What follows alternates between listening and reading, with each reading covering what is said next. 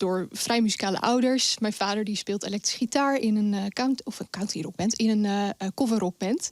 En mijn moeder die speelde piano en dwarsfluit. Dus het is er wel een beetje met de paplepel ingegoten.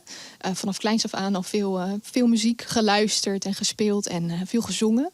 En heel veel op school dingetjes, koffers gespeeld. Gewoon als klein meisje met zo'n microfoontje en dan erbij dansen en zo.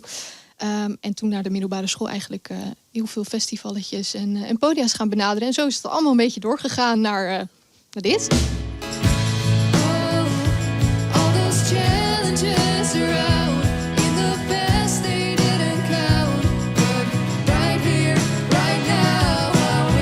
Human Beings. Het zijn 6 liedjes rondom mijn leven. Het zijn liedjes die gaan over dierbaren en over mezelf en over persoonlijke ontwikkeling.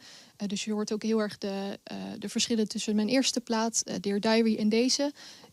In de vooruitgang, zowel in muzikaal als in persoonlijk. Het zijn allemaal persoonlijke verhalen. Of dat nou over mij gaat, of over mijn vriend, of over mijn oma, of over mijn vader, of vrienden. Het staat hier allemaal op. Ja, persoonlijke groei, maar ook muzikale groei. Met andere woorden, heb je het heel anders aangepakt dan in je eerste plaat? Ja, wel. Ja, de eerste plaat had ik vooral... toen had ik nog geen verstand van produceren en dat soort dingen. Dus het was allemaal heel erg nieuw voor mij.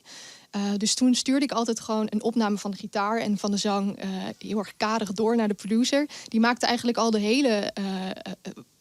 dat ding eromheen.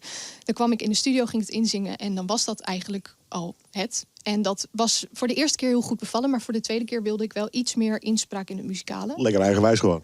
Precies. Ja, even iets meer demo's maken zelf. Ik kan nog steeds niet zo goed produceren. Maar ze snapte wel een beetje wat ik bedoelde. Dus qua muzikaal is dat gewoon wel heel anders gegaan. En ik heb ook met muzikanten in de studio gezeten. En dat was daar eigenlijk ook niet. Dus ja, het is heel anders. Right here.